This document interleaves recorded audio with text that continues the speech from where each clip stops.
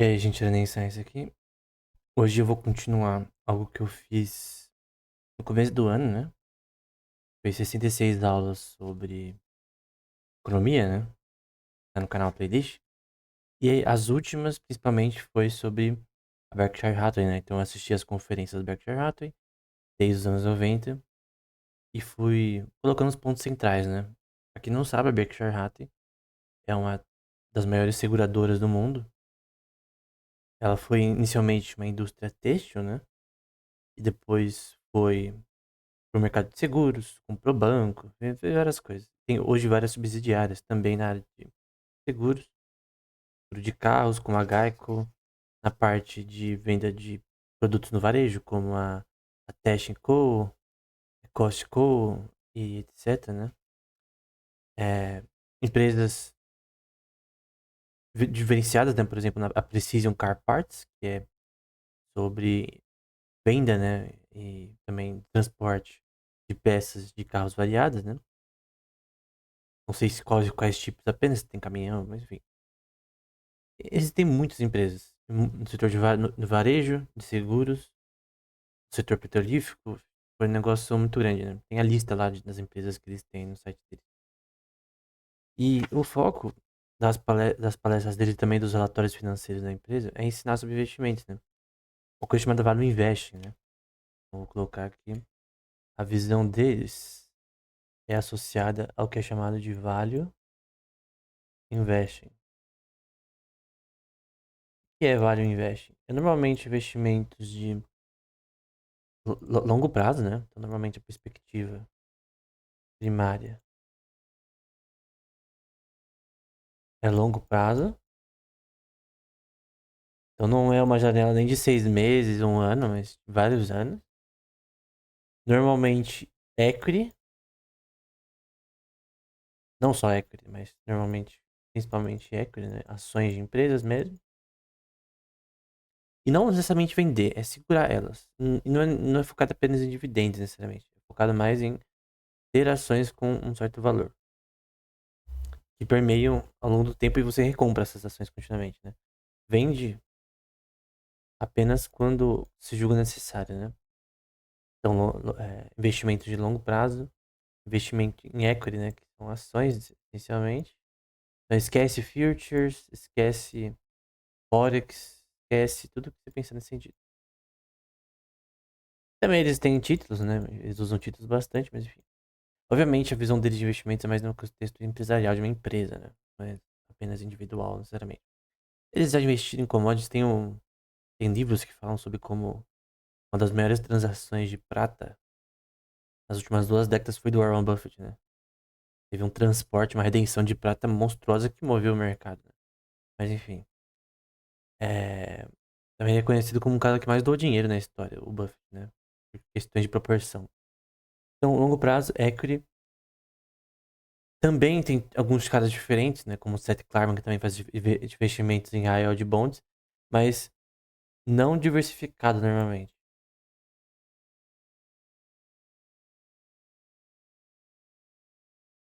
Porque normalmente o que se considera alguém que diversifica o portfólio é tipo, se você ler alguns livros de alguns autores bons nesse contexto, né?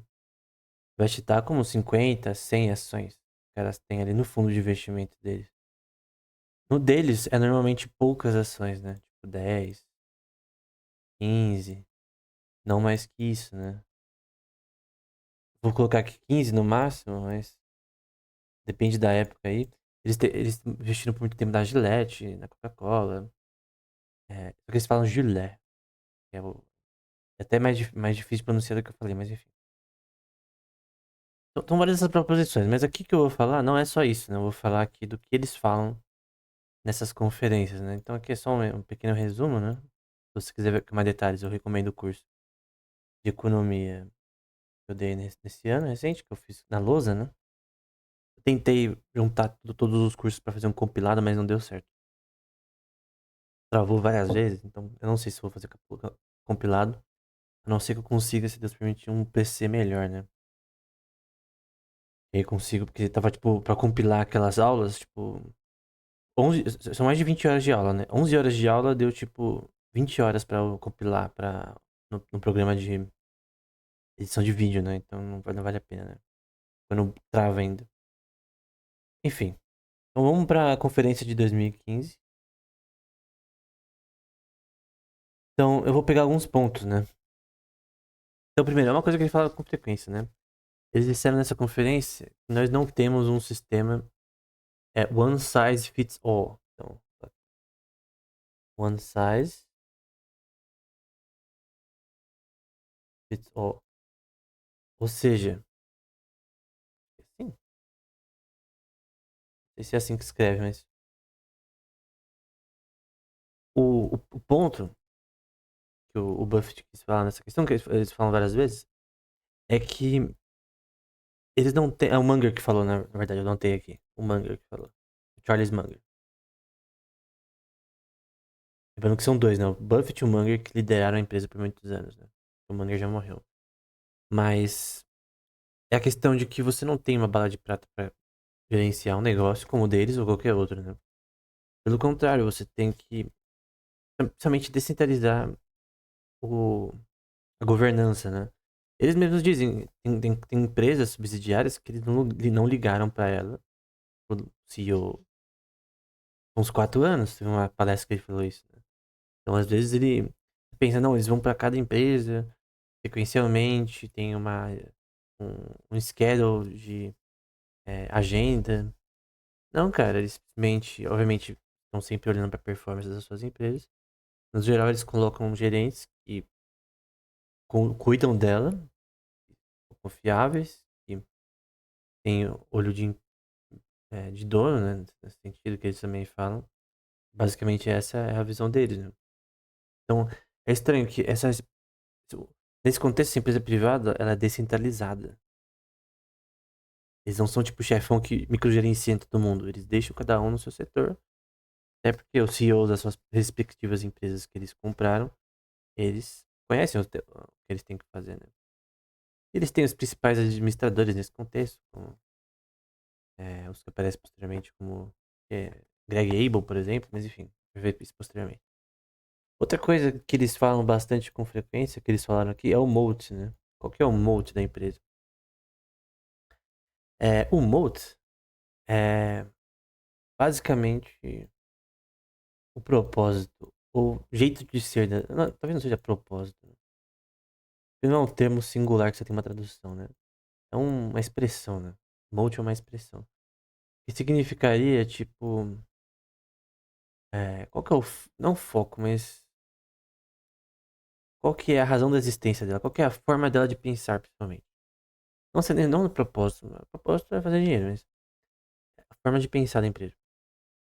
E o molde deles é necessariamente. é, o Buffett sempre fala, né? Um hambúrguer na mão é melhor do que dois na moita. É uma expressão antiga, né? Que tem suas várias versões ao longo da história. Mas, no geral, é isso, né? Melhor um hambúrguer na mão do que dois na moita. Melhor você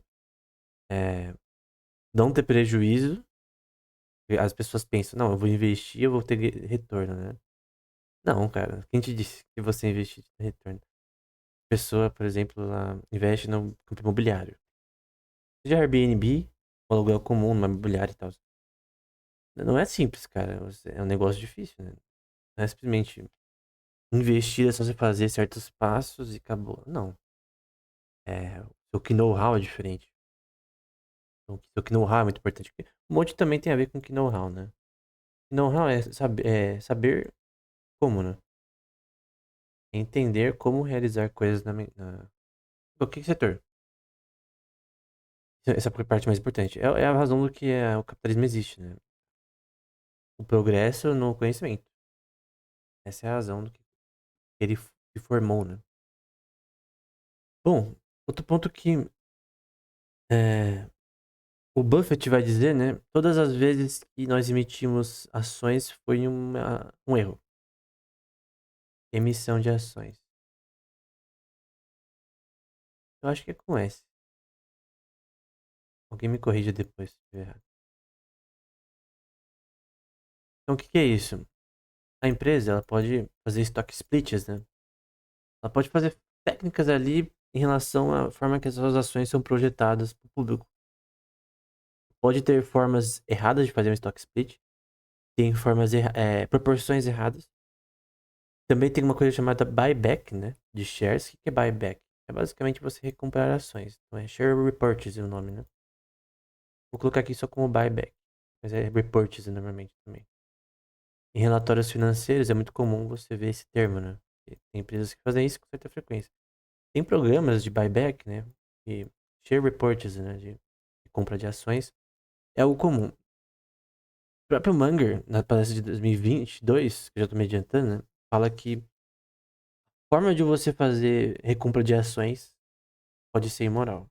Então é uma questão muito ética, porque para que uma empresa recompra ações? Para sua ação aumentar de valor.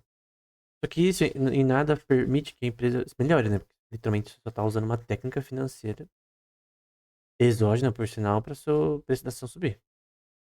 Ela não é o que as pessoas estão valorando a sua empresa. Então, normalmente, a forma que uma recompra de ação pode ser feita, a própria Berkshire Hathaway fez posteriormente, mas a forma pode ser imoral. Então, normalmente, eles citam o Jamie Dimon dessa questão, que é um cara bancário da JP Morgan, se não me engano, e o share purchase, né, recompra de ações, só pode ser feita eticamente quando isso está no benefício dos próprios investidores. Quando não há benefício para eles mesmos, em que você não tem outra forma de investir esse dinheiro, e você recompra ações. Mas, obviamente, seria melhor você investir em coisas que poderiam ser úteis. Tem empresas de jogos que fazem isso. A Stillfront, se não me engano, faz isso. Tem programas de share purchase. Eu tava falando sobre isso no Games e Negócios recentemente. No blog do canal, né? Enfim, esse é um ponto, né? Eles também falam sobre títulos com taxa de juros negativa, né? E esse negócio de taxa de juros negativa é muito esquisito, né? Eu não vou falar com detalhes no momento, mas posteriormente eu vou citar uma coisa que ele fala posteriormente. Mas, cara, por design, taxa negativa de juros é impossível. Aconteceu no Japão, sim, mas, cara, se o governo controla a taxa de juros, ele pode fazer o que ele quiser. O governo dos Estados Unidos colocou taxa zeros na época da pandemia. O Fed, né? Significa que isso é normal? Num setor bancário privado, não. Como você escolhe arbitrariamente a taxa de juros, você pode escolher a que você quiser. É óbvio que não tem lógica, né? Como que a taxa de juros é negativa? E os juros, nesse contexto, é o preço do capital, é definido pela taxa de retorno de juros de investimento. Ou seja, está dizendo que os retornos de investimentos foram negativos? Mesmo se fossem, não faria sentido ser negativa a taxa de juros. Pelo contrário, ela teria que subir. E mesmo se assim, cara, acho que ela só seria, por exemplo, zero se você tivesse uma que é chamada de economia pós-escassez, né? Você poderia ter algo próximo de zero, não literalmente, né? Zero, não. Economia pós-escassez, que é impossível, por sinal, né? Economia pós-escassez é uma ficção presente apenas no Star Trek, né? Você vai assistir o Star Trek, é economia pós-escassez, ok, os caras falam e tal. Economics, mas é só lata. Não, isso não existe na vida real. Numa sociedade humana normal. Não tem como. Uma economia em que tudo é disponível ad infinito e é isso. Então não tem como. Sempre haverá escassez.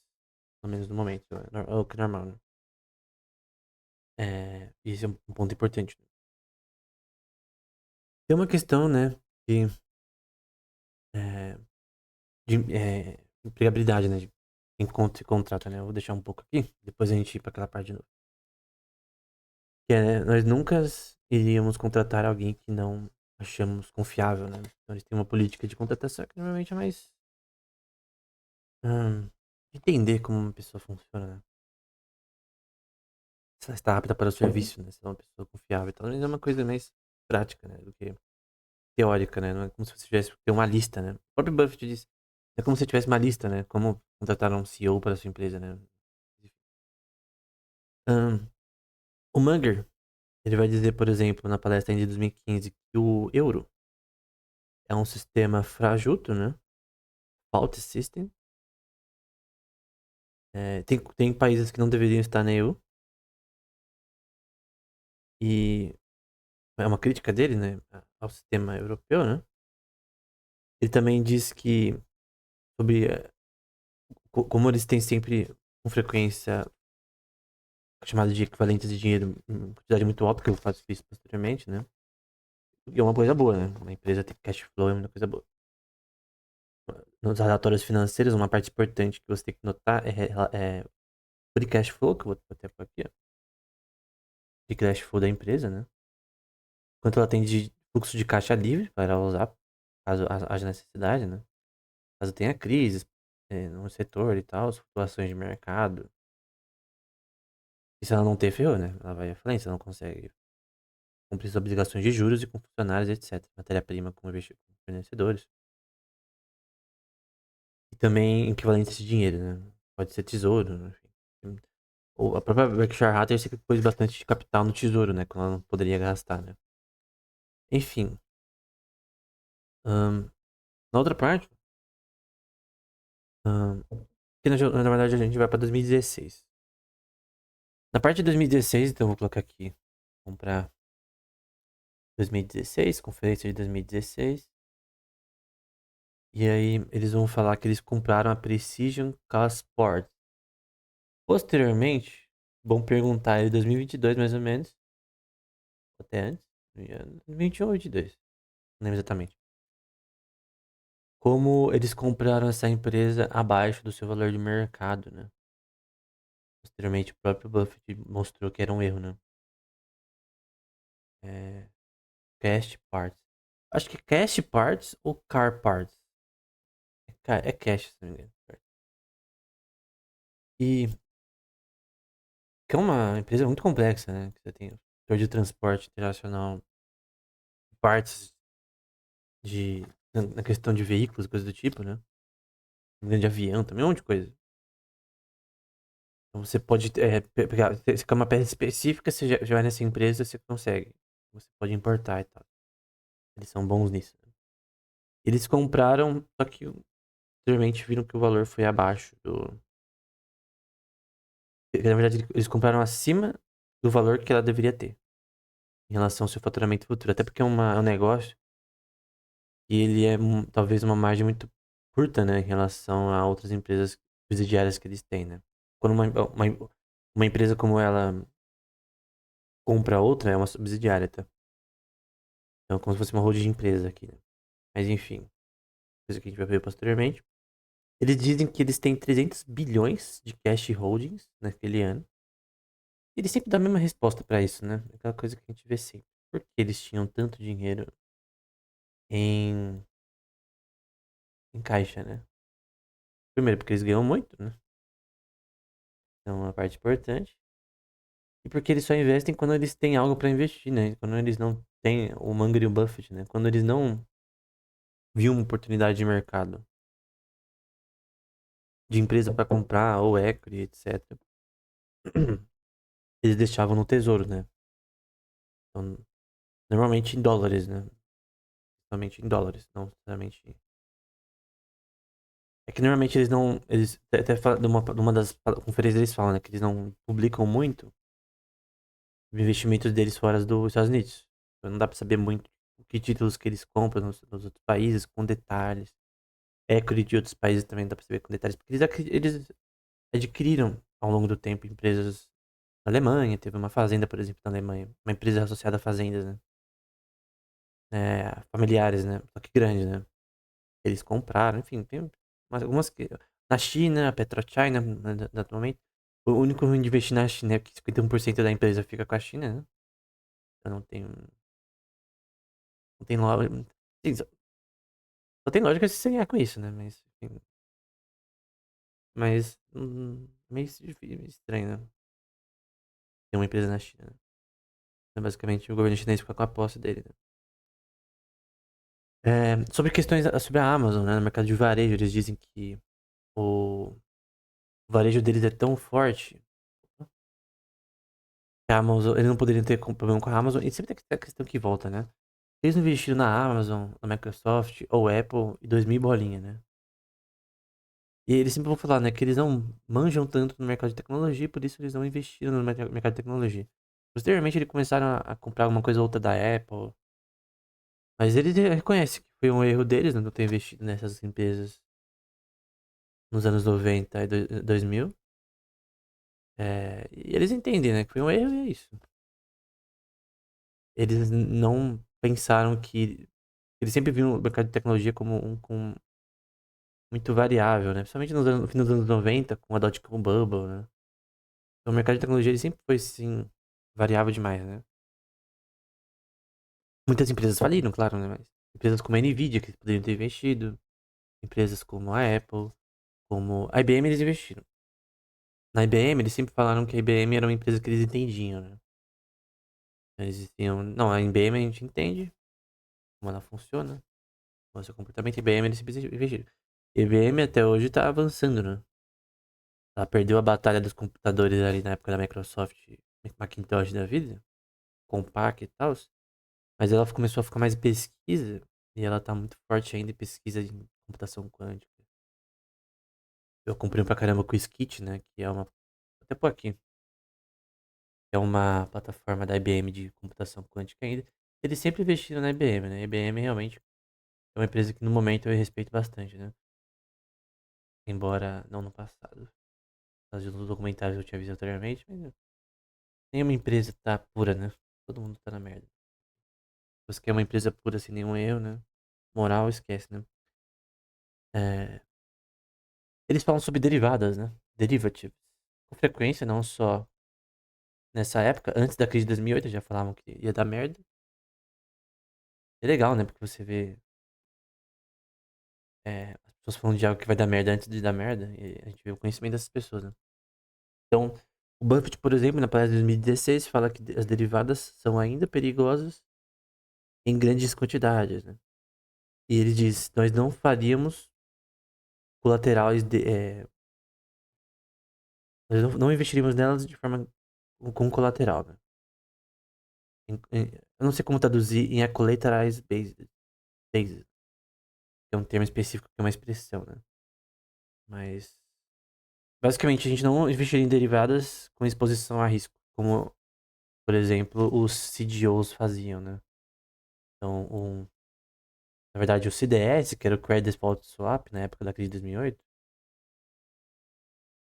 Credit Default Swap, era um seguro caso o CDO falhasse, né? Que era um empréstimo de capital para... Um empréstimo, né? É um investimento em dívida, na verdade. Então, o CDO era um investimento em dívida, também em parte imobiliária, não era só imobiliária. E com a crise imobiliária, teve uma crise no colateral do CDO, que era o CDS. Um Credit Default Swap era, caso esse investimento em dívida na promessa de pagamentos imobiliários falhe, a gente tem esse seguro aqui. O investidor, né, ele poderia comprar o CDO, um CDO aqui, e o CDS, né? Então, era uma forma de investimento com colateral em derivadas, né? Então, é um problema. Esse CDO tem muitas coisas também, questão imobiliária, né? Então, a exposição a risco, eles não tiveram nessa época. Eles falavam bastante bem da Freddie May. Não é Fred Mac. Eu não lembro os nomes, esqueci. Os nomes certinho, né? Mas empresas que tinham muitos investimentos em imobiliários, né? De dar dinheiro para as pessoas comprarem casas. Isso deu merda na crise de 2008, né? Essas empresas faliram praticamente, de certa forma. Então, derivadas realmente são um problema, né? Acho que o Munger que falou, né? Mas eu notei aqui. Nós preferiríamos que derivadas nunca fossem ilegais. Nós faríamos melhor, né? Eu tenho certeza. Eu não notei aqui, mas eu tenho certeza que foi o Munger, porque ele é o tipo de pessoa que fala isso. Depois de ouvir uma pessoa por tanto tempo, a gente começa a ver como. Quem fala essa coisa. O Buffett às vezes não fala o que ele pensa com tanta firmeza, né? O Munger sempre falou. Tem uma palestra, por exemplo, que uma mina vem encher o saco falando, não, a Berkshire Hathaway tem que fazer mais investimento no setor de sustentabilidade e tal. O Munger dá um coice nela monstruoso. Todo mundo aplaude, por sinal. Ela viu que militou ali naquela palestra. Eu não lembro qual especificamente que é, se é 2014. Mas foi bem engraçado, né? O cara mogou a mina forte. E depois eles investiram, tipo, no setor de energia, que a empresa também atua, principalmente em, acho que é, não vou conseguir lembrar se é a EOA, mas na parte de energia, e é o Greg Abel muito forte também nessa questão, eles trabalharam em energia eólica e solar por muito tempo, né? Até com subsídio do governo também, porque senão não paga, né? E forneciam ali pra região ali energia sustentável, né? Então, é estranho as pessoas falam deles dessa forma, né? Enfim. Ahn, em outra parte também, que eu vi também na palestra, eles falam, por exemplo, uma pessoa pergunta, né? Como que juros negativos poderiam afetar a Berkshire Hathaway e outros negócios? Então, vamos lá.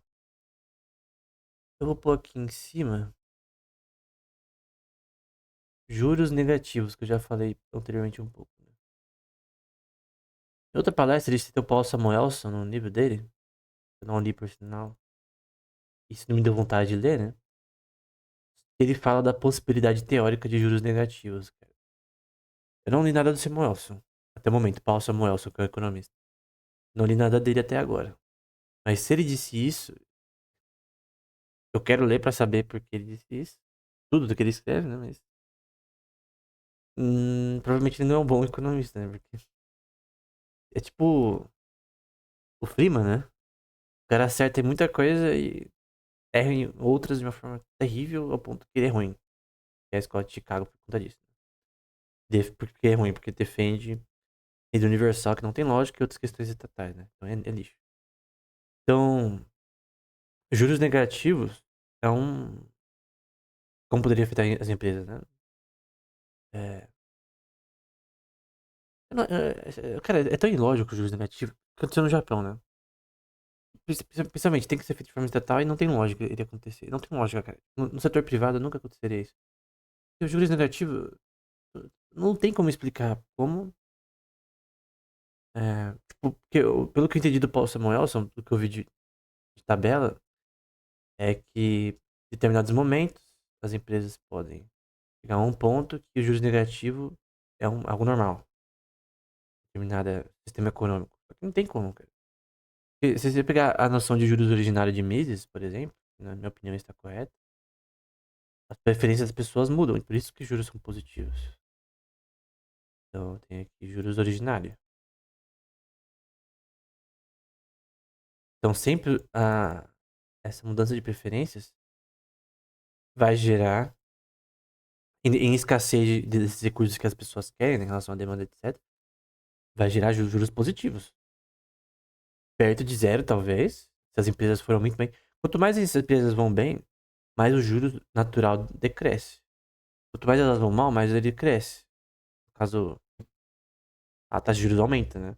Quando as empresas vão mal, os juros aumentam. Elas não conseguem. A liquidez no mercado abaixa, né? Quando as empresas vão bem, tem mais liquidez no mercado, o dinheiro flui com mais facilidade para investimentos e tal. Se tá dando certo. E aí você tem uma taxa de juros que pode chegar perto de zero. Mas nunca vai ser zero. É impossível. A não ser que o dinheiro fosse tão disponível ao ponto que é uma economia pós-escassez. Só tem como juros ser negativo numa economia pós-escassez. E ela é impossível. Não tem lógica. Então, juros negativos é impossível. Mas você fala, por que no Japão aconteceu então? Porque o governo foi lá e pôs juro negativo. Não é porque tem lógica, né? Não tem lógica. Não tem sentido. Não tem como defender isso. É simplesmente impossível. Pode ser keynesiano, monetarista, pode ser o que você quiser, mas você não tem como defender juro negativo. É simplesmente impossível. E juro zero também. Enfim. É, esse é um ponto, né? Então, o ponto é que juros negativos não tem lógica, né? Ele poderia, por exemplo, é, entre aspas. Ahn, obrigar bancos a emprestar, descorajar poupança, uma perspectiva de consumidores, enfim, coisas como CBD, CDB, LCA, LCI e CDI, que eu já falei também no curso do canal mais recente, iriam cair monstruosamente. Enfim, não tem lógica, cara. Não tem lógica, simplesmente não tem lógica. Como que você investiria em LCA, LCI ou CDI? Tendo isso daí coisas boas ou não, né? Eu não vou entrar no mérito se isso é útil ou não. Tem juros, né? Então, quando negativos, não tem lógica. Então, não teria ter, a poupança não iria render, né? No geral. Então não tem lógica, né? Esse é o ponto. Ah, aí eles vão falar também, né? Eu já vou ver no que era são, né? Eu vou colocar aqui, porque eu vou falar algumas questões, depois eu vou anotar. Anotar pra anotar, né? Ele vai falar que, por exemplo, eles vão falar que é um erro é, fazer assessments, né? É, fazer prospectos do futuro de um negócio. Em que sentido? Obviamente, você quer pensar o que uma empresa vai ser daqui a 5, 10 anos. É uma pergunta que as pessoas fazem. E é uma pergunta possível. Uma pergunta possível. Você não vai ver no Shark Tank esses colossos aí dos negócios falando. Como você vê a empresa daqui a 5 anos, 10 anos? Porque mesmo sendo uma startup, é uma empresa consolidada, você vê uma empresa daqui a 5, 10 anos, é impossível. Você não sabe o futuro. Você não sabe nem se o seu mercado estará no futuro. Você acha que as empresas que faziam lâmpadas, que faziam tintas na forma tradicional, que hoje em dia você compra tinta, você desenha por muito tempo, você pega lá, compra o tubinho e usa tinta.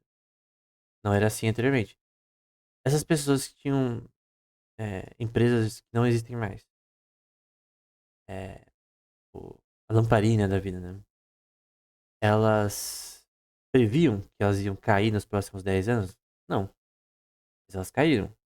Então, empresas podem, algo que elas não controlam, tipo, elas estão fazendo tudo certinho, cair por questões que elas não conseguem prever. Então, tem coisas que não são controláveis. Até eles falam, né? A gente faz o que a gente pode fazer e saber.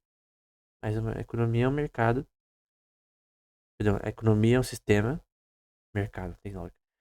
A economia é um sistema que não é eficiente, segundo a chamada de Efficient Market Hypothesis, né? Que acredita que a economia é um sistema eficiente, que os agentes são racionais e coisas idiotas do tipo. Mas no fim, você tem muitas incertezas, né? Uma propriedade muito importante, que é chamada de Complexity Economics, né? Que é uma teoria do Brian Arthur que eu uso como base para minha visão. Então, você fazer prospectos futuros para uma empresa nos próximos 5, 10 anos, não tem lógica, tu pode fazer essa pergunta, mas no fim não é algo certo, né?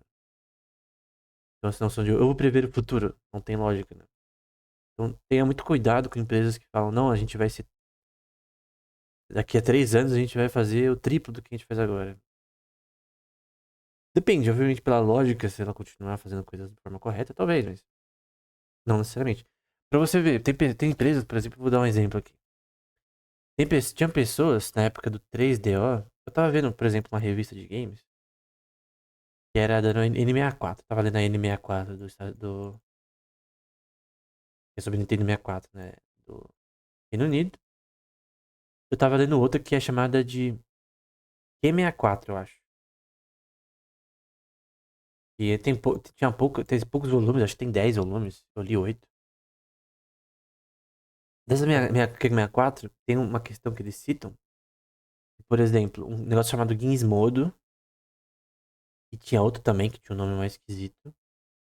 E concorreram com PSP e Nintendo DS é, no auge. No auge não, antes de lançar. Essas empresas, elas acreditavam. E, cara, você viu o que elas tinham? É horrível. É tipo. Cara, é tão horrível que nem vou ter como você tá. É tipo você tem um joguinho de celular da Nokia comparado com Um PSP, tipo. E até Nokia lançou também um concorrente na época. E eles realmente investiram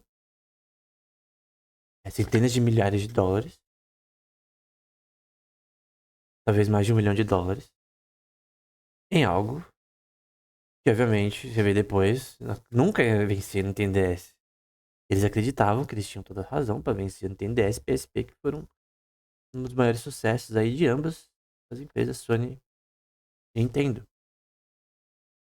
Então você tem exemplos de maus negócios que na época pareciam um bom negócio. Então, a empresa do 3DO, por exemplo, parecia um bom negócio, né? Nossa, mas um hardware bom e tal. Tem pessoas que ainda falam bem do 3DO, né? Cara, mas o 3DO ele tava fadado ao fracasso. Ele tinha hardware e apenas isso. Ele não tinha bons jogos, porque ele tinha um foco muito em assembly, que era uma linguagem que as pessoas estão parando de usar, porque era muito difícil para ficar fazendo programar jogo em larga escala, com mais empresas, até com pessoas novas nesse mercado. Juventude e tal, que não queria aprender na assembly para programar, é mais difícil. Embora tenha, os recursos de memória são melhores, né? Doom foi isso que tem assembly, né? Então, se não me engano, né? Pelo menos uma parte, que eu. Esse é o ponto, né? Então, tem empresas que elas realmente acham que vai dar certo, mas não deu. Mas elas achavam, todo mundo acredita que dá certo, né? Das palestras e tal, entrevistas, e não dá certo, né? Por que não deu certo? Tem várias razões por que não deu certo.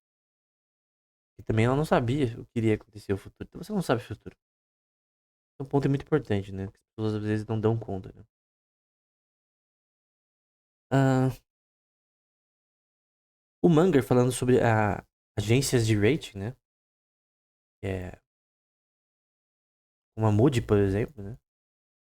São agências que dão a valoração do investimentos, né? Parte causaram a crise de 2008 também. E eles tinham, acho que eles eram, não sei se ainda são donos da Moody, né? Era uma agência de rating. Por sinal, não faziam rating com bias para a própria Berkshire Hathaway, mas enfim. É, em vários contextos, elas causaram a crise de 2008.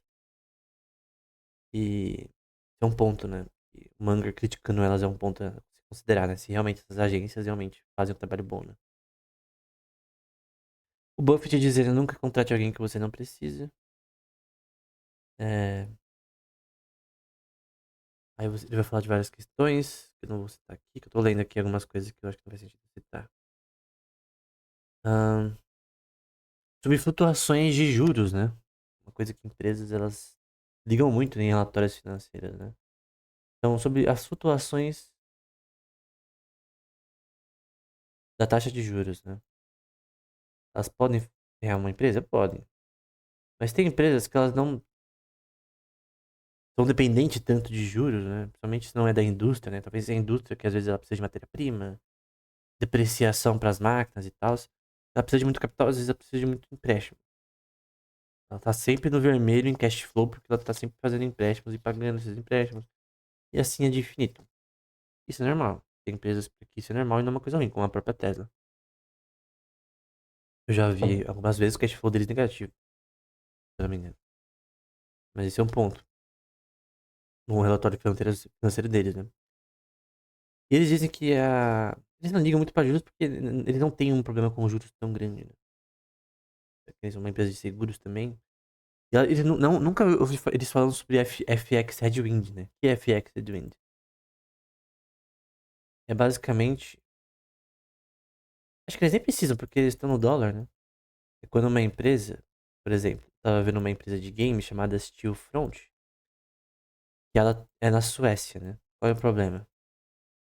Na Suécia você tem uma moeda, não é o euro, né? Você tem o que é chamado de krona sueca. Krona sueca? O que é isso? E basicamente, quando a krona sueca aprecia em relação a outras moedas internacionais em que eles recebem pagamentos, vamos supor, eles recebem pagamento do Brasil, o índice é em dólares, né? Mas vamos supor que o real aprecia em relação à krona da Suécia, o que eles não conseguem controlar, né? Porque são uma empresa de games, eles não controlam o valor de mercado da krona, da moeda da Suécia. Só que quando ela, de certa forma, substancial, grande, né, muda em relação ao real, tá recebendo pagamento, isso pode afetar o faturamento, que você vai ter um delay nessa transação, no câmbio das moedas, pode ferrar o faturamento. Na empresa, por exemplo, isso afetou a EBITDA deles. Ganhos antes de impostos, juros, etc. Depreciação.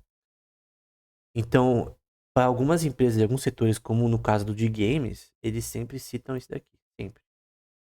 De FX Headwind, né? O FX é de Forex, né? De relações cambiais.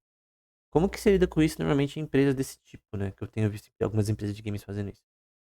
Você comprar put options, opções de um caso específico, em que você aposta contra a moeda externa. Então, e você tem meio que um hedge, né? Uma forma de lidar com essa essa mudança cambial que a sua moeda local está apreciando em relação à externa. Acho que eles não têm problema com isso, eles nunca citaram isso praticamente. Então, eles não têm problema com isso no momento, né? Pelo sistema atual, né? Eles vão falar também, por exemplo, com frequência, né? O manga, principalmente. Como depreciação é uma forma inadequada de medir as necessidades de capital é, de um, de um estado ou município, né? Em rodovias, eles vão adquirir uma empresa de rodovias, né? Eles vão falar dela com frequência. E obviamente nas rodovias tem depreciação, né? Você tem que pagar ali pra você ter elas funcionando certinho, né? Você não quer que aconteça merda na rodovia, né? Transporte. De rodovia, o uso hoje, né? É principalmente em transporte de coisa, né? Carvão, por exemplo. Eu vi um tempo atrás, ano passado, uma trilhos, né? Numa região rural em que você tinha provavelmente carvão ali sendo. Alguma coisa, né? Passando por rodovias pelo país, né? Você tem um país muito grande, Brasil, né? E você tem transporte, que tem um custo, obviamente. Aumenta o preço de estado para estado, de transporte de certos materiais, em que faz mais sentido ser por em grande escala, né? Tem como você usar avião nesse contexto, por rodovia, não só por caminhão, né? Porque às vezes a rodovia tem um custo-benefício maior. Então você tem empresas que podem ter postos dessas rodovias, elas têm que lidar com custo de depreciação, né? Só que dizem que depreciação não é uma forma adequada de medir o quanto de capital você precisa ao longo do tempo, né? Até porque depreciação é um custo contínuo de uma empresa, né? Estimar a depreciação futura é um dos maiores erros da contabilidade, na minha opinião. Não é minha opinião primária, né? O próprio Buffett e o Munger já disseram isso várias vezes, como o mentor do Buffett, né? Que escreveu Intelligent Investor, né? E Security Analysis. Enfim. Bom, essa parte já foi. Aí ele vou falar sobre outras questões, né? Veio que aqui já tá bastante tempo, mas eu vou continuar. Então, aqui eu acho que a gente já tá em outro ano. A gente vai pra 2017 já. Então, em 2016, 17, então eu vou colocar 17, mas pode ser um pouco 16 também. Eu tenho uma parte que o Buffett vai citar o General Theory do Keynes, né? O General Theory do Keynes é um livro que a parte de investimentos é boa. E o começo é bom. Aí ele começa a falar merda, né? Somente quando ele inventa referência por liquidez. O que foi preferência de liquidez? É só o Keynes não querendo aceitar que a taxa de juros é definida pela taxa de retorno de investimentos. Ele não queria acertar que é a, a produtividade marginal do capital que gera a taxa de juros. Quando as empresas vão melhor financeiramente, a taxa de juros, por alocar capital de forma correta, né? A taxa de juros abaixo. Ele não queria aceitar isso de nenhum jeito. Embora ele diz isso de forma implícita no começo, mas depois ele, entre aspas, não muda de ideia exatamente. Mas ele diz, não é bem assim. Eu vou falar uma coisa chamada perfil por liquidez. A gente vai falar alguns fatores econômicos, fatores empresariais, fatores psicológicos que envolvem a taxa de juros. É melhor do que o que é chamado de neokeynesianismo, mas que é usado atualmente, né, pelo Fed, mas é horrível. Então, o Keynes errou. Ele ainda fala, por exemplo, que o Barak e outros, né, criticam o Barak falando que não, esses caras aí como o Barak, Mises, né, que ele nem sabia ler direito porque não sabia ler alemão na época, direito, é, não sabiam o que estavam falando quando ele estava falando sobre taxa de retorno de investimentos como uma forma de entender a taxa de juros, né? Embora a taxa de juros não é só isso para o Mises, né? Também tem os juros originários, definido pelas preferências das pessoas, né? Esse é o que define juros na prática. O Rothbard, ele vai dizer, né, que na verdade a taxa de juros é definida pela taxa de retorno de investimentos. Isso é óbvio. Você não precisa, depois de você entender isso, você não precisa pensar muito, né? Isso que permite liquidez de capital, né? Taxa de retorno de investimento. E o próprio Keynes diz que a taxa de juros não deveria ser controlável, né? Teoricamente. Talvez ele mudaria de ideia, né? Porque ele não dá não bate martelo, mas ele disse que o governo não deveria controlar a taxa de juros, porque seria impossível de calcular a futura. Óbvio, né? Porque é impossível se calcular a demanda futura por capital. E como empresas vão performar no futuro, então você não tem como calcular a taxa de juros futura. Então o Banco Central brasileiro e outros bancos do mundo tentarem prever a taxa de juros futura e colocarem uma taxa de juros fixa, conforme eles querem, não tem lógica, né? Eu creio que o próprio Keynes concordaria com isso se a gente pegar a opinião dele no General Theory. Mas enfim. Tem uma parte que é boa do General Theory, que é sobre investimentos. Ele fala sobre como a especulação no investimento. O Buffett cita essa parte. E no geral essa parte do livro do Keynes é boa. A parte de investimento, que ele fala como você ficar em especulação não tem lógica, cria problemas financeiros, pessoas ir para empresas e coisas do tipo. Ele teve bastante experiência porque ele também era ruim no investimento. No fundo, queria administrar. Ele vai falar um pouco sobre carvão. Também eles faziam alguns negócios nesse sentido. Como o preço tem descido ao longo do tempo. Ele vai falar sobre questões como alto retorno em assets, né? E crescimento de empresas que precisam de pouco capital, né? Então, vou colocar aqui como empresas de capital não intensivo, né? O capital.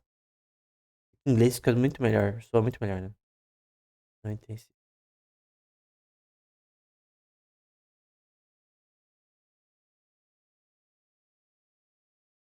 É tipo aquele filme do Piratas do Caribe, né? E o quarto, né? Que eu acho que é Dead Man Tell No Tales, né? Um, um título monstro, tá ligado? Você quer até assistir o filme. Aí no Brasil, A Vingança de Salazar, né? É genérico, né? Dead Man Tell No Tales. É que é uma expressão que é difícil de traduzir, né? Mas, enfim. Nesse caso aqui seria em inglês Low Capital Intensive Business. São empresas de baixo capital. Precisa de muito capital ao longo do tempo. Precisam Cars Parts e outras empresas vão ser empresas que vão precisar de capital ao longo do tempo. Sem dar tantos retornos em margem. Mas enfim. É, normalmente as empresas que eles comprar ao longo do tempo, então que dão alto retorno e não precisam de tanto capital alocado. Obviamente quando dá merda, eles alocam capital nessas empresas, como aconteceu na pandemia. Mas enfim. Eles falam sobre LBO, Shadow Banking, né? Que é LBO? É um fundo de private equity, normalmente, que compra outras empresas com crédito, né? Então, a alavancagem é bancária. E shadow banking são várias formas de sistemas bancários, fintechs, etc., que permitem um sistema bancário diferente do tradicional e não tão regulado quanto o tradicional. E, de certa forma, o shadow banking permitiu que mais empresas fizessem empréstimos desse tipo, né? Mas eu não vou entrar em detalhes. Ahn, eles vão falar sobre fundos de hedge, né? Hedge funds. Isso aqui é muito importante, cara. Alguém fala, e cara, você ganhou na loteria, vamos investir nesse fundo de equity aqui, né? Perdão, nesse hedge fund aqui, né? Só que normalmente hedge funds, no geral, eles têm altas taxas, né? Por isso eles dão para o investidor taxas de retorno subnormais, né? Ruins. Então, o hedge fund, por exemplo, vai ser pior sempre que um index fund, fundo de índice. Coisa que eles falam com frequência. Isso aqui é óbvio. Então é muito mais fácil alguém que não entende de investimento investir num fundo de índice do que dar dinheiro para todos investirem e poder fazer merda, né? E ter altas taxas, né? Por exemplo, vamos supor que o fundo ele tem, sei lá, 1 bilhão alocado. E aí, anualmente, o gerente desse fundo, que é o cara que gerencia o fundo, ganha 2,5% entre outros funcionários, né? É dinheiro pra caramba, cara, de bilhão. Então,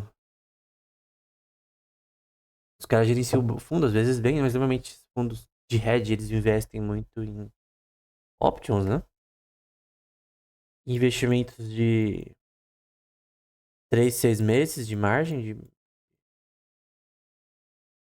investimento. Buscam volatilidade, né? Não é algo que value investors gostam, né? Então eles gostam mais de coisas que são voláteis, um prazo normalmente menor, dá resultados para os clientes ao longo do tempo. Então, é muito mais fácil investir é muito melhor investir na Berkshire Hathaway do que num fundo, na minha opinião. Que era uma empresa que é muito mais sustentável, se sustenta por comprar boas empresas, ter um bom negócio no setor de seguros, etc. E não por compra e venda de empresas. Porque normalmente a LBO é muito criticada por eles, por exemplo, que é basicamente você comprar empresas e vender elas com lucro, ou talvez não. Normalmente você não quer muito que a empresa dê certo, às vezes é só um negócio, né? Gente, como se fosse uma commodity, né? Eles criticam muito isso, né? Tipo, essas empresas, elas simplesmente. Eu tava dando um exemplo, né? Um exemplo que deu, por exemplo. Que o cara queria vender a empresa pra ele porque um fundo de private equity queria, mas eles sabiam que eles queriam apenas por uma questão financeira, né? Eles iriam comprar, aí fazer algumas mudanças, talvez, depois vender. É isso, né? Mas acima dos juros que eles pagaram, né? Mas eles não estavam tão ligando assim pros 10 anos, 20 anos futuros da empresa, né? A Berkshire Hathaway ela tem uma visão mais de, tipo, a gente quer comprar uma empresa e ter ela pra sempre, se possível. Contanto que ela esteja ainda boa, né?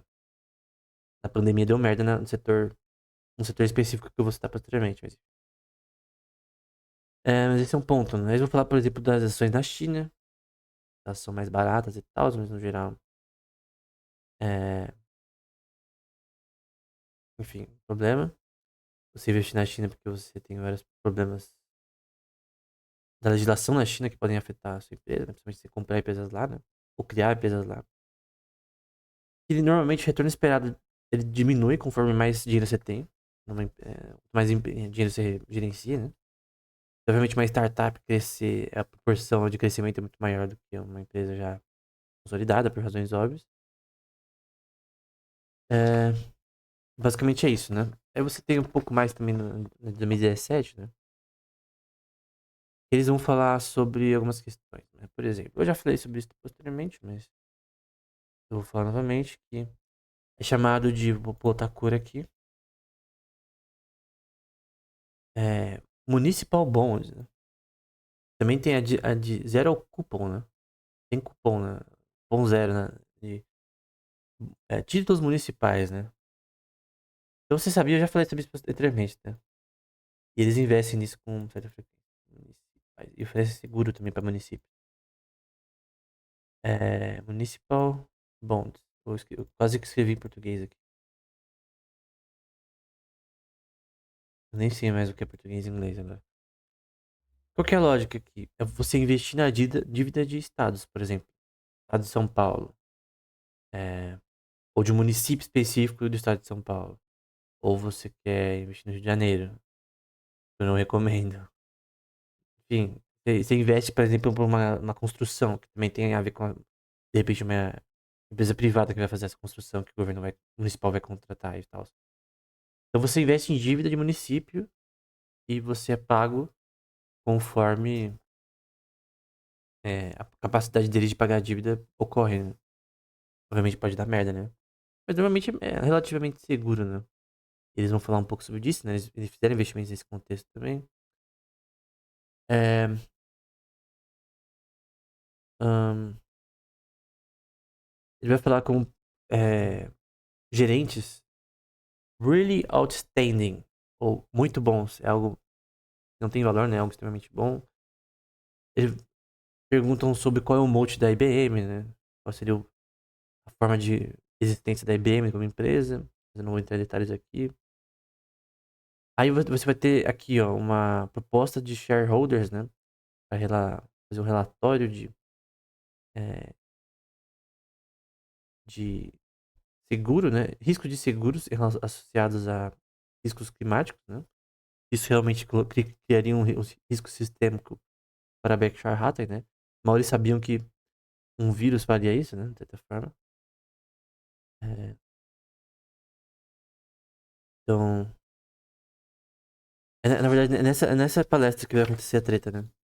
O Munger vai molgar todo mundo, dizendo que essa questão de riscos climáticos é imaterial e relevante para a empresa. No contexto que eles estavam dizendo, né? Que os caras estavam dizendo nessa palestra. Tem uns militantes loucos lá, né?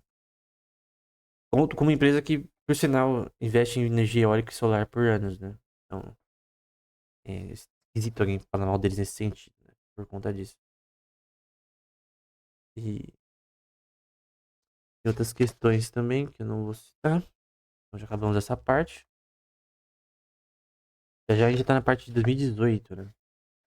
Então ainda em 2017, eles vão falar sobre é, growth, que é crescimento, em expenditure, que é gastos, em subsídios na medicina, né?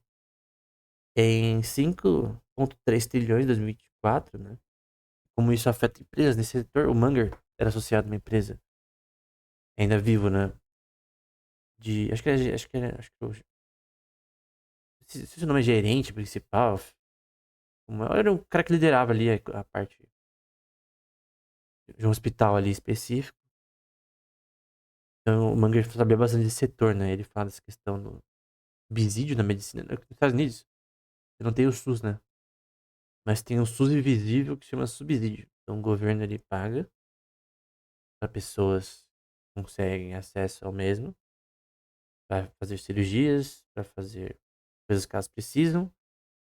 Tem as suas políticas que não sei exatamente detalhes, porque, obviamente, eu teria que ler bastante coisa, né, que eles escreveram em relação à legislação sobre isso. E os caras gostam de escrever, né, nesse contexto de legislação grande, né. Só você ver os relatórios deles legislativos, é horrível de grande, letra pequenininha, né, mas enfim. Mas o crescimento de subsídio, né, em gasto de subsídio nos Estados Unidos em 2024. Como isso afeta as empresas nesse setor, né. É, uma coisa que é interessante, né, eles dizem que depreciação é float reverso, né. Primeiro, o que é float? Não falei sobre float, que é um termo também. Dois termos que são muito importantes nessas palestras: moat, que eu já expliquei, e float.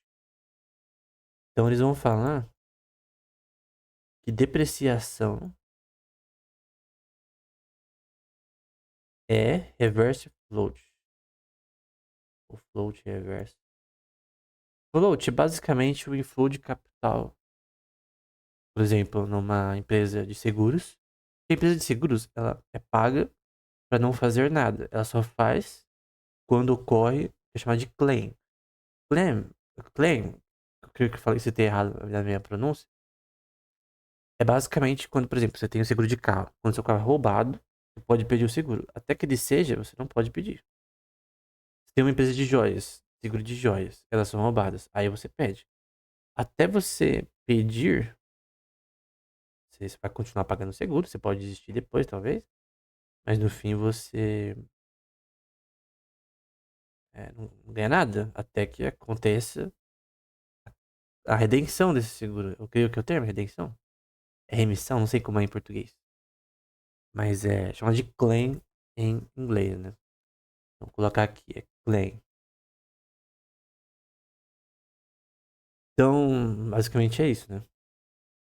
Depreciação seria float reverso, né? Que você teria o custo contínuo de uma empresa em relação ao seu capital fixo, seja seu prédio, seu maquinário, se existir.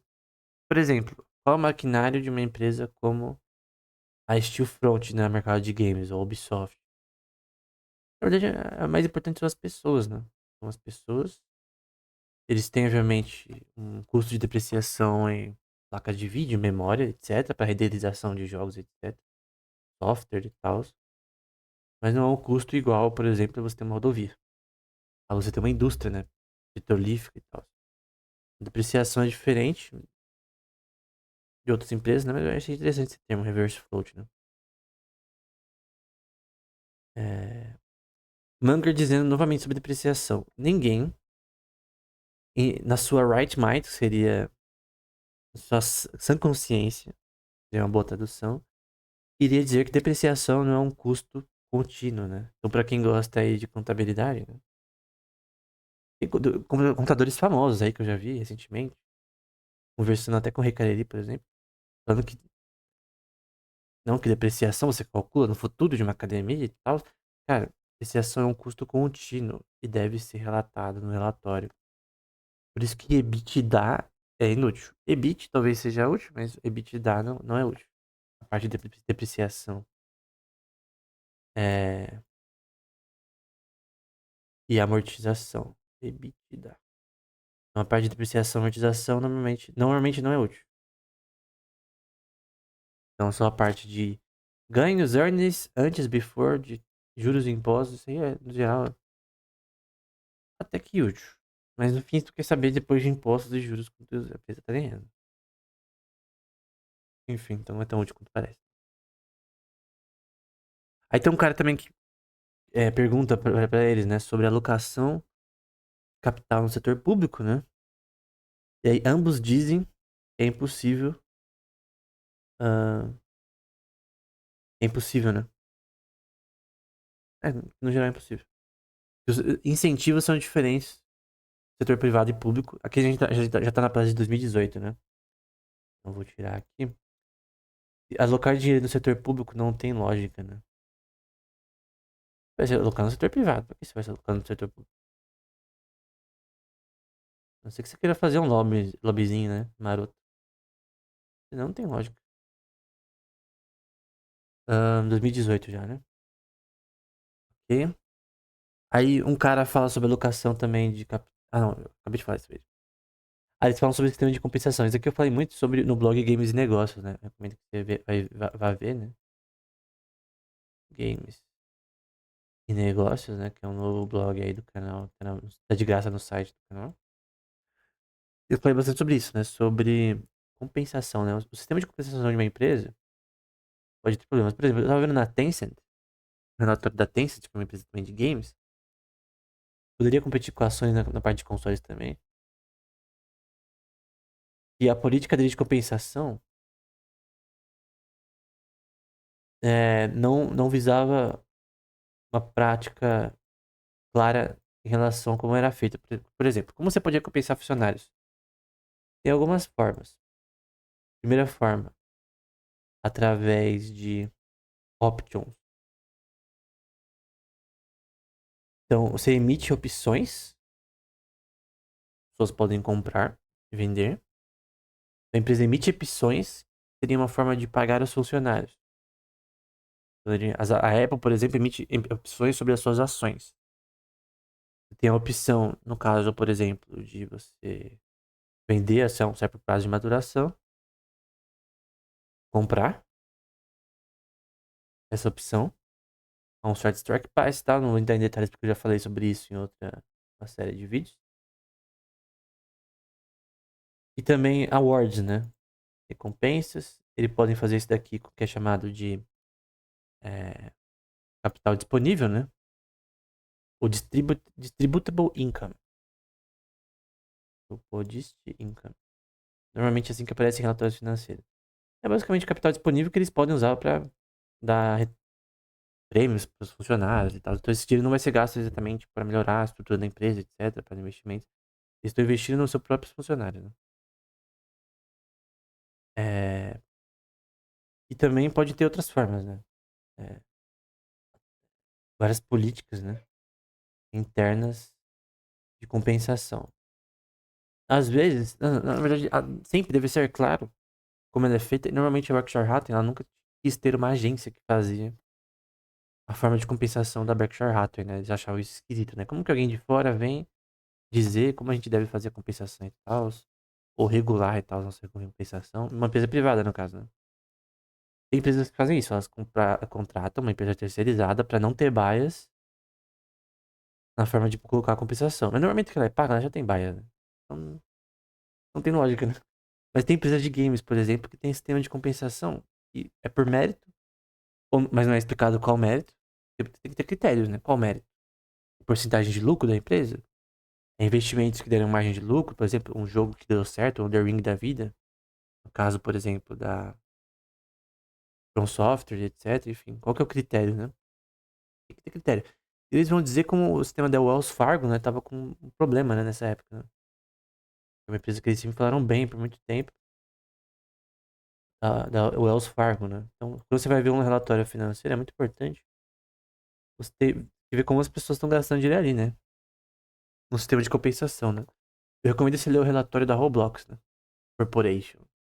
Tem um sistema de compensação ali muito detalhado. Pra mim, o Roblox, cara, é basicamente a empresa, né? Do jogo, tô falando do jogo mesmo, tá? É um fundo. É um fundo de. Não sei se é um fundo de private equity, né? É um fundo. É um fundo de investimento. Essas empresas podem fazer investimentos, né? Elas têm ali, né? É, o Roblox é basicamente um fundo de investimentos. Tem várias razões pra crer nisso. Leia o meu artigo no Games e Negócios que eu falei sobre essa questão, se você quiser saber mais detalhes, né? Foi o maior artigo que eu escrevi até agora, por sinal. Ali no blog, né? Então, basicamente é isso, né? Uma coisa também importante, o Buffett e o Munger dizem que nunca eles estão envolvidos, normalmente, nos preços de negócios de varejo como a See's Candy. É assim, né? See's Candy. Eu jurava que escrevia de outra forma, né? Porque é difícil, por exemplo, eu demorei, cara, acho que umas 5 palestras do Buffett, ou até mais, pra saber que eles estavam falando Gillette. Porque a gente fala Gillette aqui no Brasil, né? Eles falam, tipo, Gillette, uma coisa assim. Aí parecia, na minha cabeça, som de assim, ó.